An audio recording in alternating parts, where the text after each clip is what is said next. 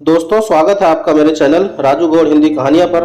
आज जो कहानी मैं आपको सुनाने जा रहा हूं, इसका नाम है ईश्वर की योजना, मोटिवेशनल शॉर्ट स्टोरी।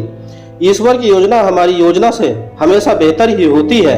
लाइफ में कभी कभी ऐसा होता है कि हमें जो चाहिए, जिसका हम बहुत समय से इंतजार कर रहे होते हैं, वो हमें मिल तो जाता है, लेकिन कुछ ही पल में हमसे वो वापस भी चला जाता है।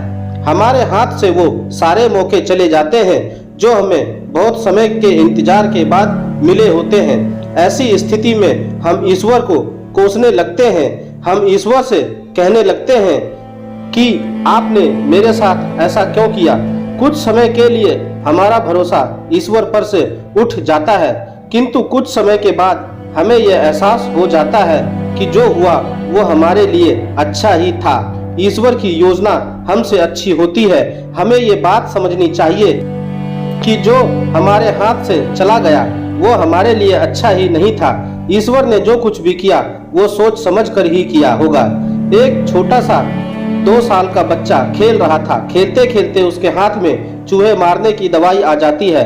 बच्चा नादान था, वो नहीं जानता था कि ये चूहे मारने की दवाई है। वो तो इस दवाई को चॉकलेट समझकर खुश हो रहा था। वो इसे खाने ही वाला था कि उसकी माँ का ध्यान उस पे गया। माँ ने तुरंत बच्चे के हाथ में से वो चूहे मारने की दवाई छीन ली। बच्चा जोर जोर से रोने लगा। बच्चे के रोने के बावजूद भी माँ ने उसकी एक नहीं सुनी और वो दवाई उसने कहीं पे छिपा दी, क्योंकि बच्चा नहीं जानता था कि ये चॉकलेट नहीं, चूहे मारने की दवाई है। पर माँ तो जानती थी कि ये चूहे मारने की दवाई है और ये मेरे बेटे के लिए सही नहीं है।